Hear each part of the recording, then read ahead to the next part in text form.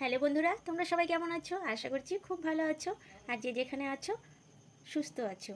তো আজকে কোনো ব্লগ ভিডিও দিচ্ছি না, নিয়ে এসেছি সুন্দর একটা রান্নার রেসিপি নিয়ে। তো আমি এখানে দেখো গলদা চিংড়ি নিয়ে নিয়েছি আর আজকে করব গলদা চিংড়ির মালাইকারি। তো সঙ্গে থেকো, দেখো আমি কিভাবে করি, সম্পূর্ণ পর্বটা দেখো, আশা করছি ভালো লাগবে। আর সবাই একটু আমার পাশে থেকো। তো সবার প্রথমে আমি এই চিংড়িগুলো আগে ভালো করে কেটে বেছে ধুয়ে নেব।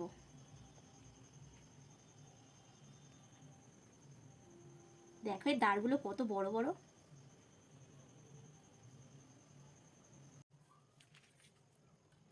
দেখো চিংড়িগুলো কত বড়।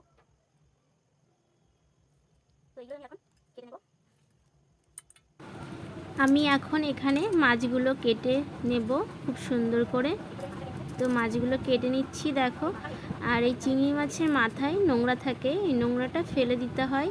তো আমি সেটাই করছি, তোমরাও ফেলে দেবে। চিংড়ি মাছের মাথায় নোংরা থাকে আর দেখবে পিঠে নোংরা থাকে একটা শিরদাঁড়ার মতো লম্বা, তো সেটাকে ফেলে দিতে হয়। আর আমি এখন এখানে এই পিঠের এই খোলসটাকে ছাড়িয়ে নিচ্ছি আর ময়লাটাও বের করে নিচ্ছি। এভাবে আমি সব চিংড়ি মাছগুলো কেটে নেব।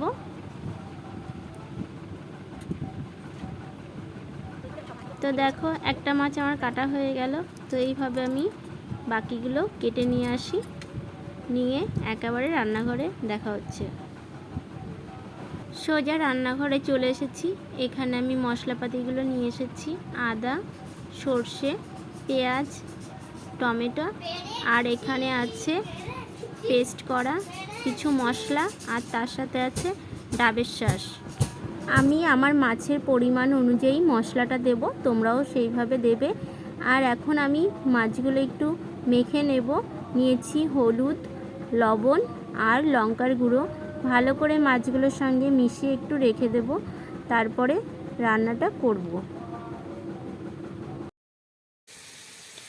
দেখো তারপর উনুনে কড়াইটা বসিয়ে দিয়েছি আর এখানে দিয়ে দিলাম তেল। তেলটা গরম হয়ে গেছে, মাছগুলো আমি এখন ভেজে নেব।